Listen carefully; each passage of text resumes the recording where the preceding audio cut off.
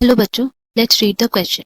इस क्वेश्चन में हमें असर्शन दिया हुआ है जिसमें बोला है कि 2' OH ग्रुप जो है that is present at every nucleotide in RNA, वो एक तरह का रिएक्टिव ग्रुप है और वो आरएनए को लेबाइल और इजीली डिग्रेडेबल बनाता है।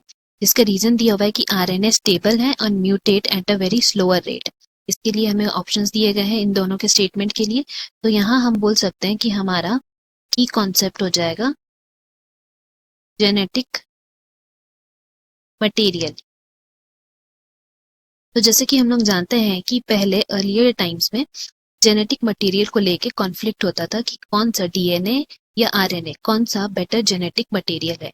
तो इसके लिए सबसे पहले तो कुछ क्राइटेरियाज सेट किए गए थे टू फाइंड आउट कि ये क्राइटेरियाज कौन फुलफिल करता है, जो सारे क्राइटेरिया फुलफिल करेगा वो बेस्ट जेनेटिक मटेरियल होगा। तो इसमें से पहला क्राइटेरिया जो था वो था to able to generate its own replica.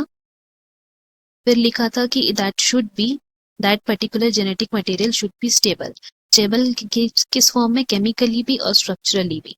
And फिर तीसरा था कि it should have the scope for slow changes which would cause mutation.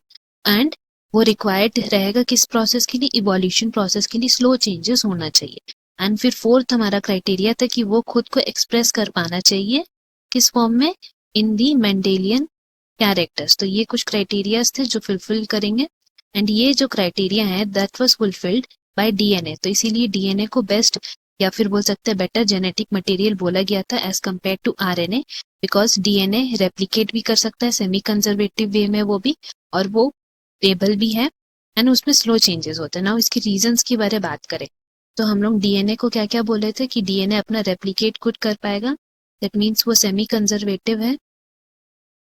And ऊपर से हम लोग पढ़े थे कि ये स्टेबल है, तो हम लोग लिख सकते हैं कि मोर स्टेबल। एंड ये मोर स्टेबल होने का कारण क्या है, because of the structure thymine इसमें जो प्रेजेंट है इन प्लेस ऑफ यूरैसिल, इस वजह से ये ज्यादा स्टेबल है। एंड ये लेस रिएक्टिव भी है, ज्यादा जल्दी रिएक्ट भी नहीं करता है, तो इसीलिए भी स्टेबल है। एंड लेस रिएक्टिव है तो इसका मतलब है कि इसमें स्लो चेंजेस होगा जिसके वजह से स्लोली म्यूटेट करेगा, तो इसको बेटर जेनेटिक मटेरियल बोला गया था। हम यहाँ लिख सकते हैं better genetic material as compared to RNA.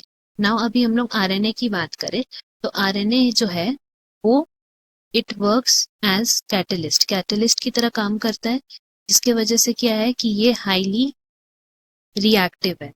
And इसका हाईली रिएक्टिव होने का एक और कारण भी है कि इसके 2' OH ग्रुप में जो न्यूक्लियोटाइड्स प्रेजेंट रहते हैं, 2' OH ग्रुप हर न्यूक्लियोटाइड्स में प्रेजेंट रहता है, उस वजह से भी। तो हम लोग लिख सकते हैं यहाँ पे सबसे पहला highly reactive due to 2' OH भी, और क्योंकि ये कैटलिस्ट की तरह काम करते हैं इसीलिए भी।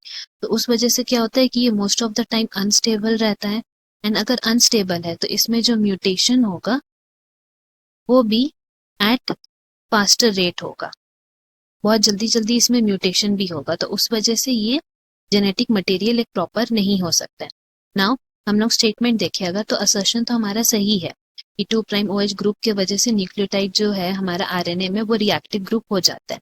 बट रीजन जो हमें दिया है कि ये आरएनए स्टेबल है, mutate at a very slow rate, वो गलत है। ये फीचर्स डीएनए का है, इसलिए हम लोग बोल सकते हैं ये हमारा करेक्ट स्टेटमेंट जो करेक्ट ऑप्शन है वो क्या हो जाएगा, assertion is true but reason is false. Hope you have understood. Best of luck. Thank you.